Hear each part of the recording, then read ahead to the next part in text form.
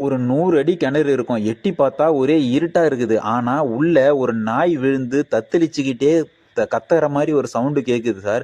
"அத எப்படியாவது வந்து காப்பாத்தி குடுங்க" அப்படின்னு ஒரு உயிர் மீட்பு அழைப்பு எங்க ஒண்ணு வந்ததுங்க. வீரர்கள் போயிட்டு பார்த்தா, அவங்க சொன்னதுக்கு ஏத்த மாரியே தாங்க இருந்தது. பாதுகாப்பு உபகரணங்களோட உள்ள இறங்குன எங்களுடைய வீரர்கள், கயிறோட மொனப்பகுதியில சுருக்கு முடிச்சு ஒண்ணு போட்டு உள்ள கொண்டு போய் அந்த நாய்க்கு நேரா கொண்டு போறாங்க.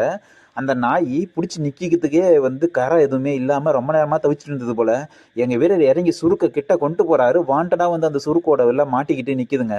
அது உதவி பண்ண தான் வராங்கன்னு அதுக்கு நல்லாவே தெரிஞ்சிருக்குதுங்க. சுருக்குல அது மாட்டுனதுக்கு அப்புறம் தாங்க தண்ணீல காலு கையெல்லாம் அசையாம அப்படியே ரெஸ்ட் எடுத்த பொசிஷன்லயே நின்னதுங்க.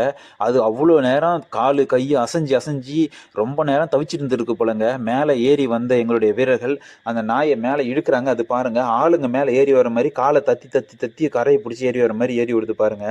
மேல ஏறி வந்து அவுத்து விடுறாங்க. அது அப்படியே எந்த பக்கம் போறதுன்னு தெரியாம தவிச்சு நின்னது. அத விரட்டி விடுறாங்க. அது தண்ணி எல்லாம் குலுக்கி விட்டுட்டு எப்படி ஓடுது பாருங்க.